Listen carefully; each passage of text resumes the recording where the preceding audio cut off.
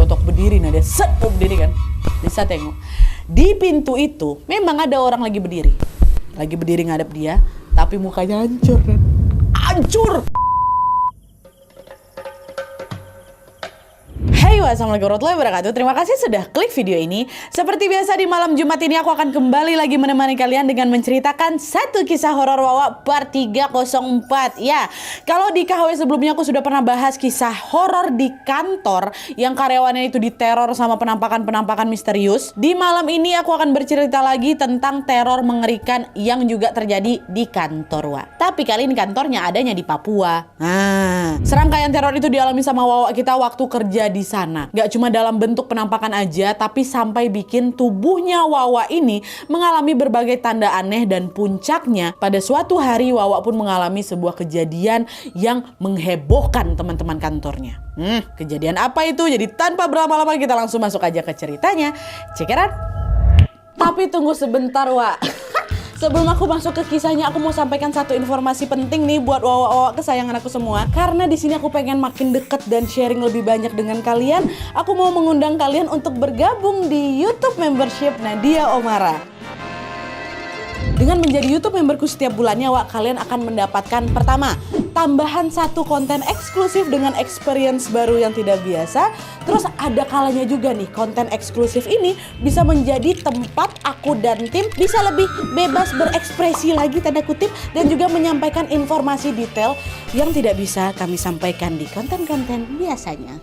Dan selain itu kalian juga akan mendapatkan badges khusus di samping nama akun YouTube kalian, dan juga nantinya kalian bisa saling komen dengan berbagai emoji khusus khas Nadia Omara Channel. Tapi ini nggak ada paksaan, Wak, ya, buat kalian yang mau-mau aja. Cara bergabungnya juga gampang sekali, Wak. Kalian tinggal langsung masuk ke halaman channel YouTube Nadia Omara, lalu klik tombol join atau gabung. Dan kalau sudah, kalian tinggal langsung melakukan pembayaran melalui dompet digital yang kalian punya. Udah selesai. Selamat bergabung dan selamat menikmati konten eksklusif dari kami di YouTube membership Nadia Omara. Kita tunggu kalian di room members only ya.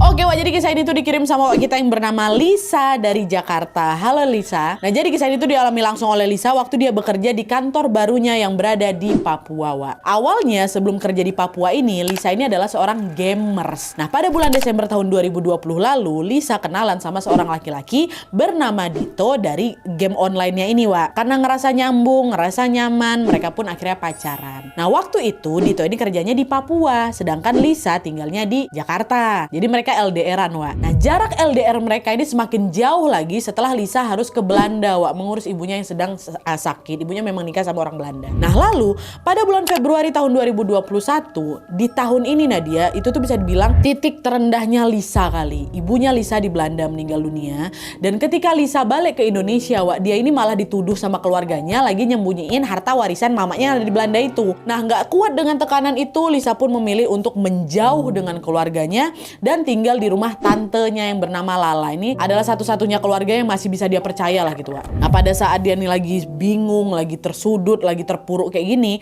pacarnya Dito tadi tiba-tiba nawarin si Lisa untuk udah kamu kerja aja lah di Papua dibanding kamu kayak gitu. Nah, setelah pikir panjang, Lisa pun akhirnya setuju dan langsung terbang ke Papua. Kebetulan, Wak, Dito ini juga macam atasan gitulah di sebuah perkantoran. Jadi lagi ada lowongan, dah kamu kerja di sini aja biar sama aku juga gitu.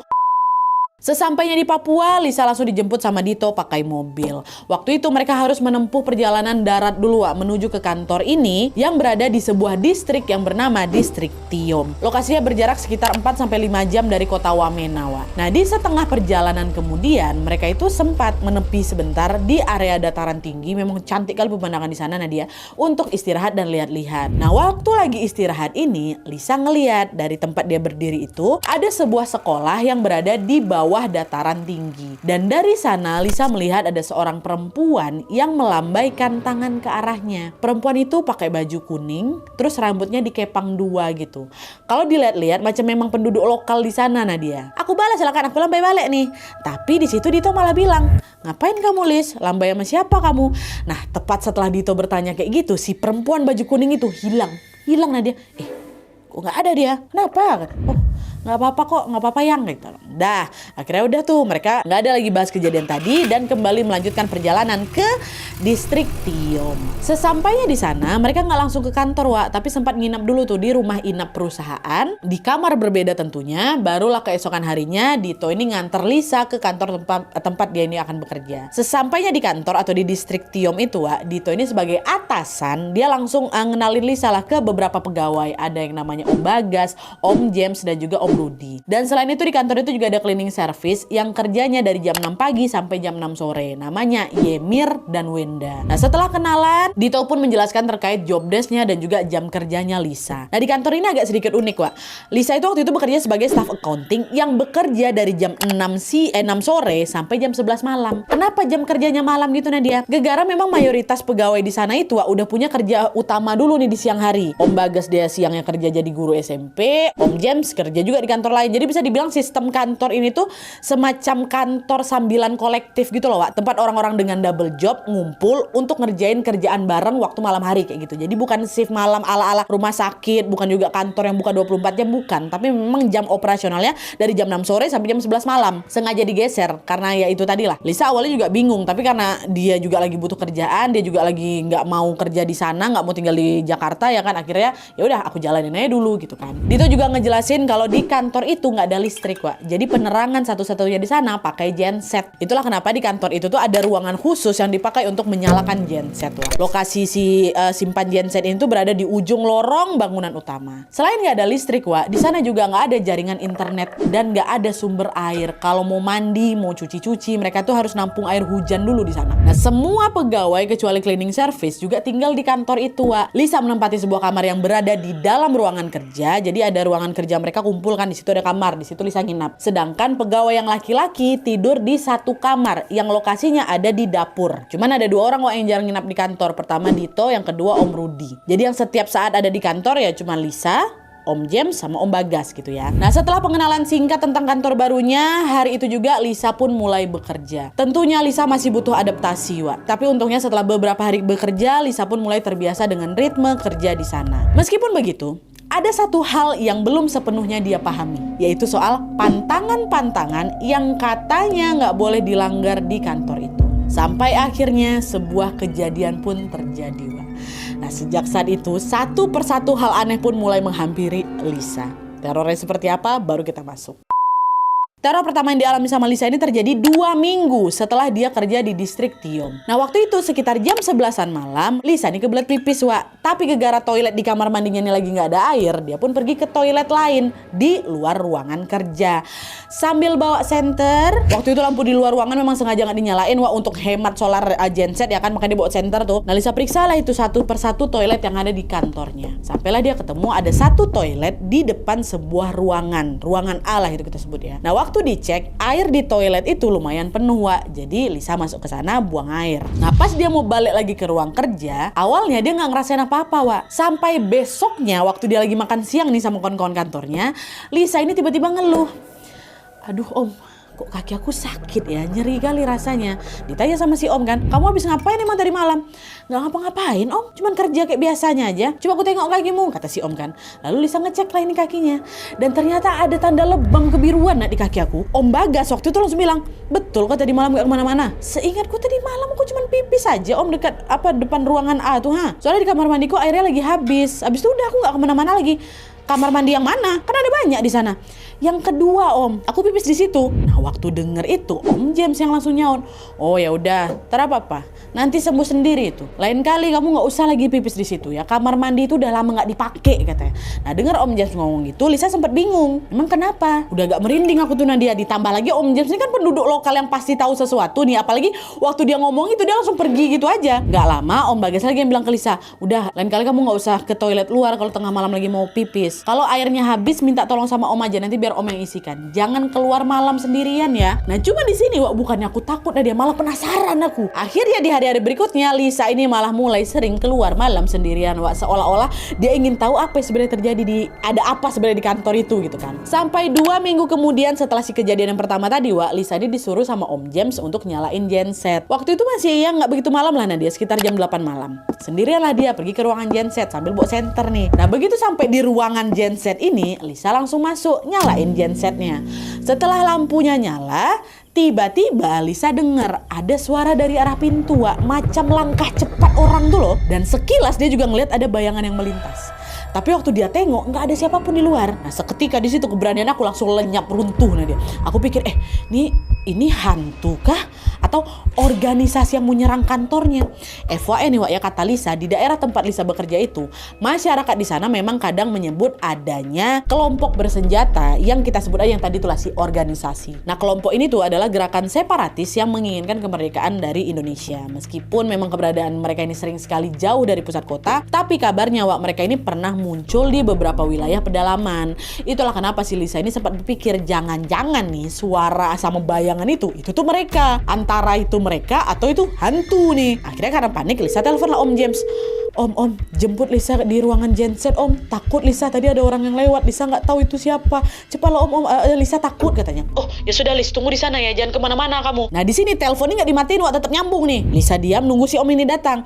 Nah sambil nunggu Om James ini datang Wak, Lisa jongkok sembunyi aku nak di balik genset itu. Nah nggak selang beberapa lama kemudian Lisa dengar ada suara orang berlari dari kejauhan.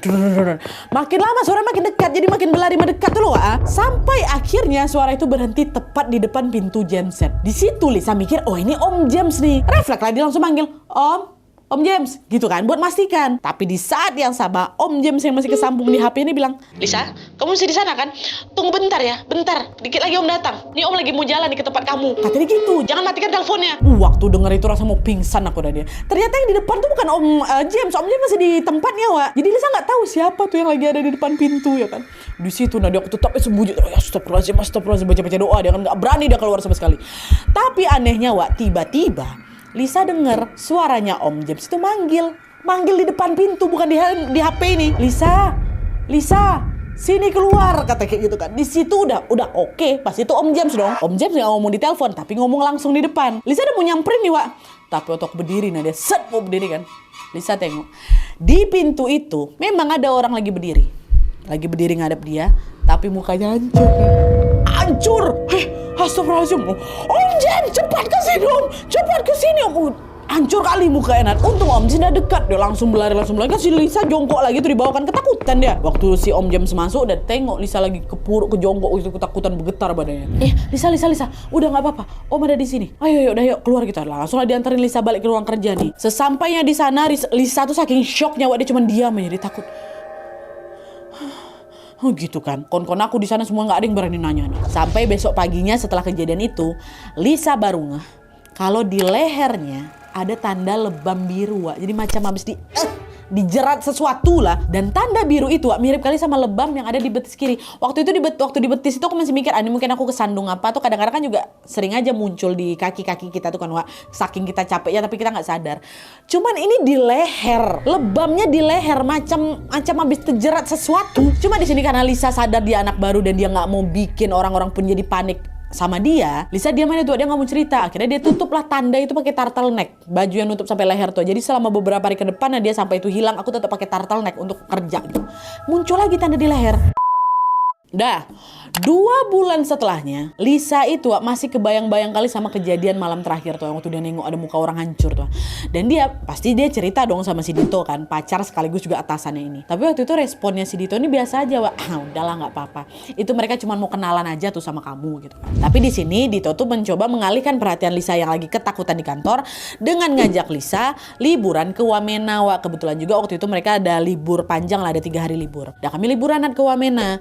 Waktu itu mereka tinggal di rumah rekan kerjanya Dito namanya Om Demis, dan di sana mereka ditempatkan di 2 kamar yang berbeda juga. Tapi tanpa diduga selama berada di sana, Wak, Lisa ini ternyata tetap diganggu juga. Waktu itu pernah aku tuh kebangun sekitar jam 3 malam. Nah dia gegar, aku ngerasa ada yang narik kaki aku. Cuman di sini karena Lisa tuh makin lama kan ada 2 bulan di sana juga sering ditakut-takutin, sering diganggu-ganggu kayak gitu. Lisa pun jadi malas kalau harus takut-takutan lagi gitu loh. Akhirnya di situ Lisa berusaha untuk bersikap santai. Tiap kali gangguan-gangguan itu datang. Jadi waktu kakinya tuh ketarik jam 3 pagi itu, Lisa cuma nyeletuk. Nah iya aku udah bangun. Udah kok jangan ganggu aku lagi ya. Udah aku mau tidur lagi. Kayak gitu aja Wak, gitu aja responnya. Dan hal ini terus terjadi lagi sampai hari kedua di Wamena. Nah waktu masuk di hari ketiga, Om Demis kebetulan lagi ngadain acara Wak di rumahnya. Macam pesta makan-makan gitulah. Nah posisinya waktu itu Dito lagi keluar kota untuk urusan kerjaan. Lisa dititipkan di sana dan dia juga ikut di acara itu walaupun dia sendirian. Dan kebetulan waktu itu Lisa ini lagi ngerasa nggak enak badan. Jadi dia nggak ikut acara itu sampai selesai Wak. Lisa masuk nih ke kamarnya Dito. Niatnya cuman udah mau lihat-lihat kamarnya aja. Nah pas masuk di sana Lisa lihat di meja kamarnya Dito itu Wak, meja tamu kamarnya Dito itu ada ada laptop. Kepikiran Lisa kan, aku main game aja lah. Udah lama aku nggak main gitu kan. Suntuk juga aku di sini. Aku nyalain lah laptopnya Nadia. Tapi begitu nyala, langsung shock aku. Dia ngelihat wallpaper komputernya si Dito itu ada foto Dito sama perempuan dan sama 2 anak. Bengong aku nanya. Plot twist di sini. Dito sudah berkeluarga, Nat. Lisa jadi selingkuhannya, astagfirullahaladzim. Aku pacaran sama laki orang ini.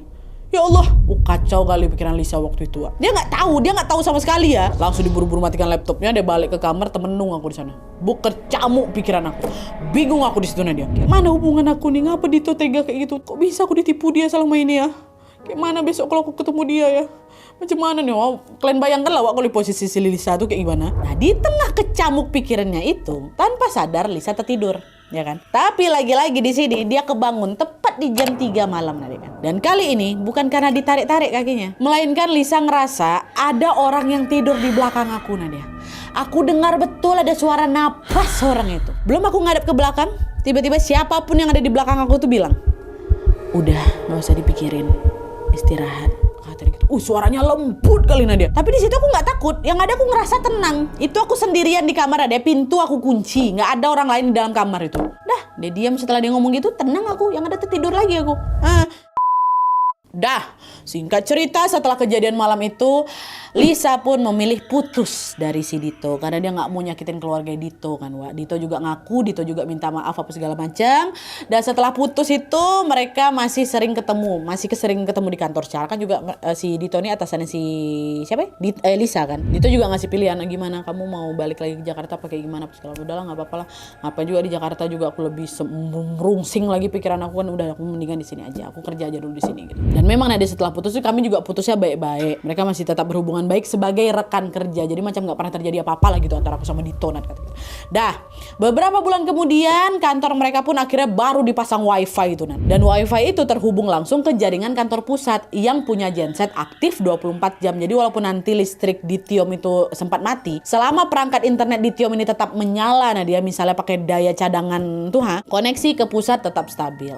Dah, setelah terpasang wifi, Lisa pun jadi bisa ngisi waktu luangnya dengan balik lagi main game online ya kan. Hingga dia ketemu sama cowok baru Wak, namanya Rahmat. Ya, nah beberapa minggu kemudian Lisa jadian sama si Rahmat. Dan si Rahmat ini juga kenal sama si Dito. Sama-sama juga kenalnya lewat game nih Wak. Jadi mereka berdua juga punya kontak satu sama lain ya, Dito sama si Rahmat ini. Nah selama jadian sama Rahmat, Lisa sering video callan Wak sambil kerja. Gak cuma waktu kerja aja, Lisa ini juga sering video callan waktu lagi ada waktu senggang. Atau kalau lagi butuh ditemenin pas mau keluar malam-malam gitu. Nah suatu malam Lisa kebangun jam 3 pagi lagi. Cuman kebangunin bukan gara-gara ditarik atau dibisikin lagi, tapi gara-gara dia lapar. Lisa pun minta ditemanin si Rahmat lewat video call kan Wak, pas dia mau ke dapur ngambil makanan. Waktu Lisa keluar kamar, dia ngelewatin lorong.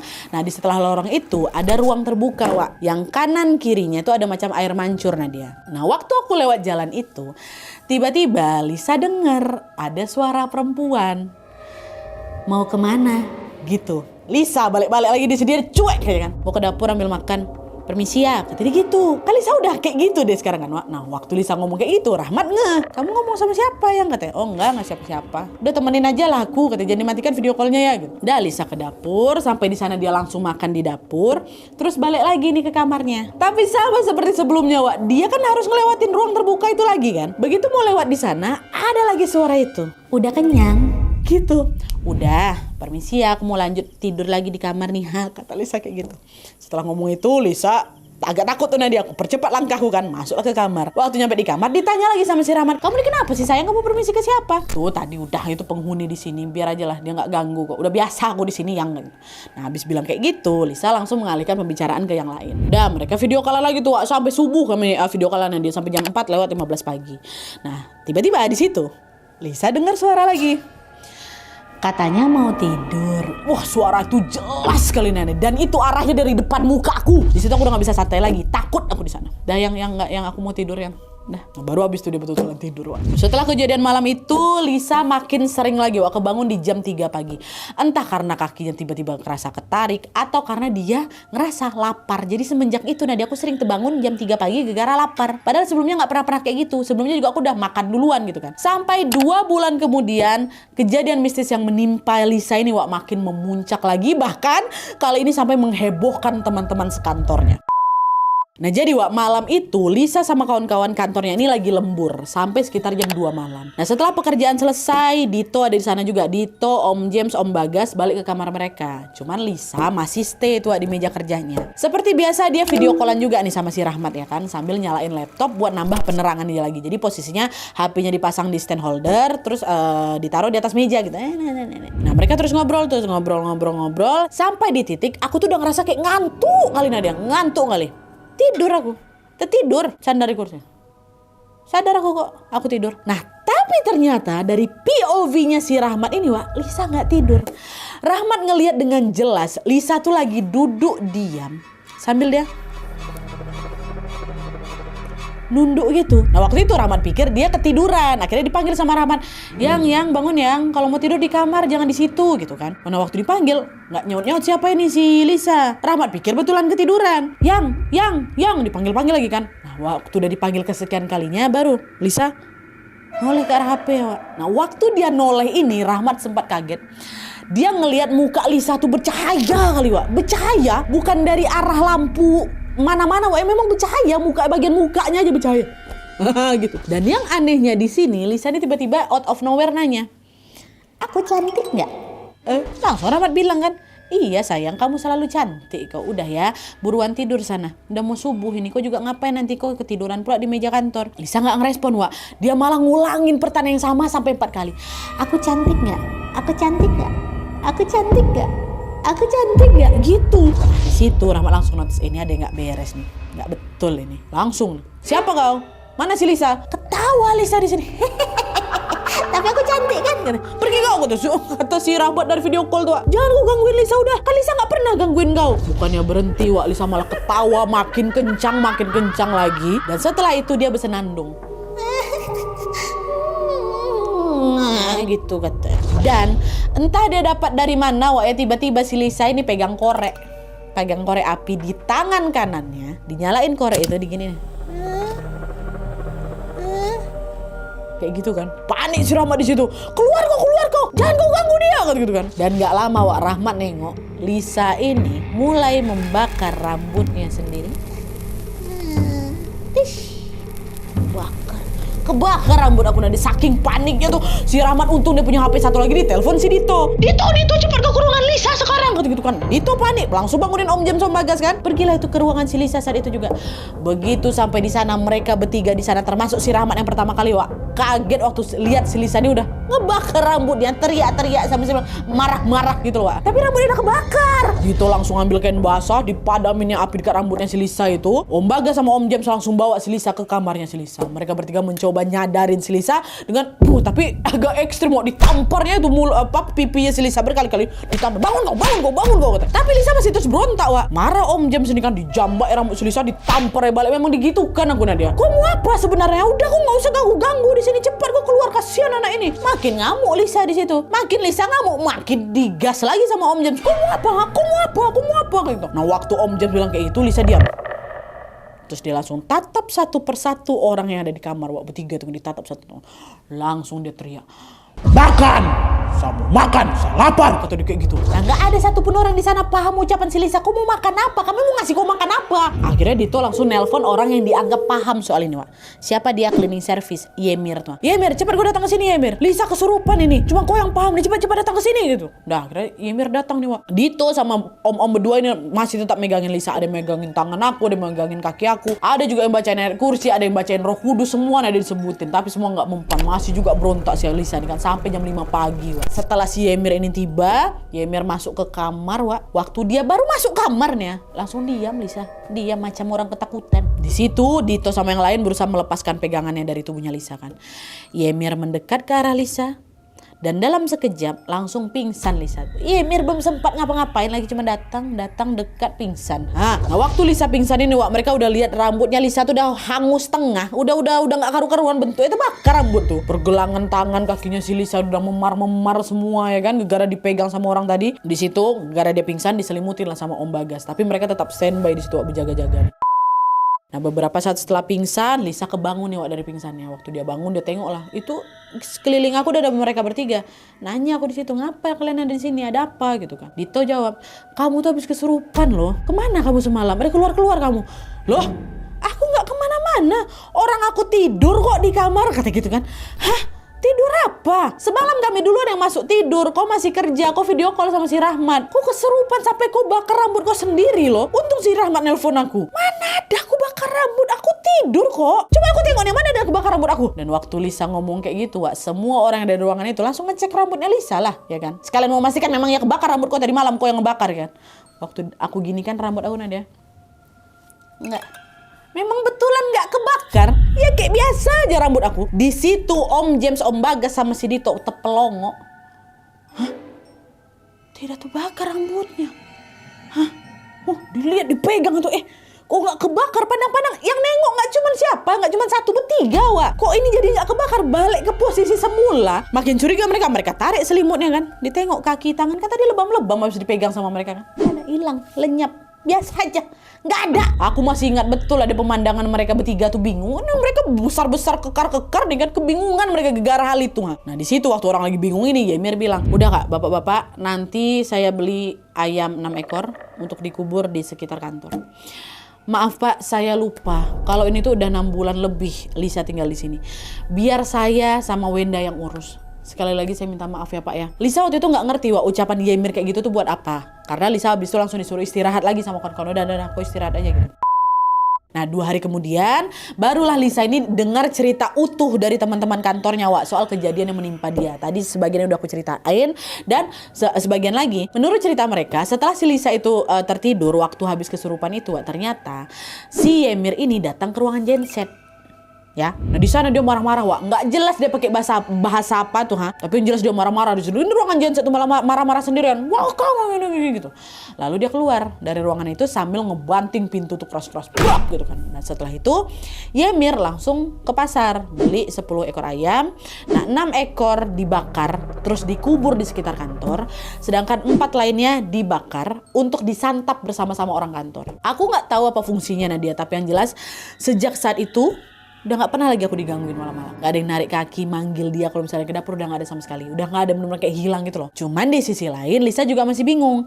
Kenapa dari sekian banyaknya orang, kenapa harus aku yang diganggu? Aku nanya ke Om James sama Om Bagas kan. Nah di situ Om James bilang, sebenarnya Om tuh udah tahu dari awal kalau ada beberapa sosok yang memang iseng gangguin kamu, Lisa. Ya udah, mereka cuma sekedar pengen kenalan sama kamu aja gara-gara kamu orang baru. Cuman Om nggak tahu kalau kamu bakal diganggunya separah ini. Cuman sekarang udah aman kok ini. Kantor kita udah bersih. Udah, kamu gak bakal diganggu-ganggu lagi. Itu katanya kan. Nah dengar penjelasan itu, Lisa jadi keingat, Wak, sama perempuan berbaju kuning dengan rambut kepang 2 yang ditengok di perjalanan itu sebelum nyampe ke distrik Tiong. Lisa mikir mungkin itu salah satu sosok yang udah neror dia selama dia ada di kantor Tiong.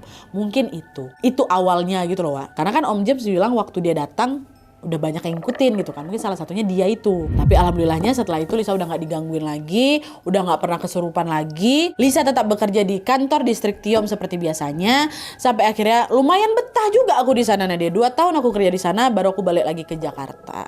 Jadi gitu ceritanya, Wak. Oke, Wak, jadi itu tadi pengalaman horor yang dialami sama Lisa.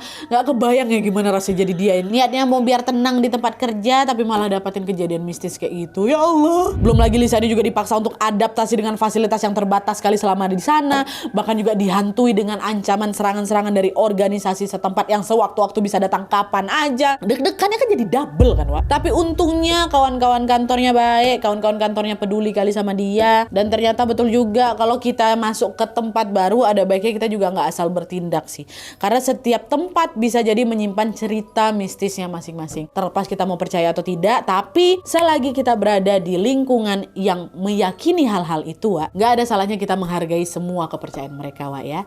Jangan lupa untuk selalu berhati-hati dimanapun kalian berada, dan tentunya jangan lupa berdoa dimanapun itu. Oke, Wak, jadi sekian dulu videonya. Terima kasih banyak yang sudah menonton. Kalau kalian suka video ini, klik like-nya. Jangan lupa komen bawah tidak ada dan saran-saran untuk selanjutnya. Jangan lupa nyalain notifikasi supaya kalian tahu kalau aku upload video baru, and as always jangan lupa untuk klik tombol subscribe supaya kalian sama-sama tahu informasi menarik dan menegangkan dari channel aku. See you next video, Wak. Bye.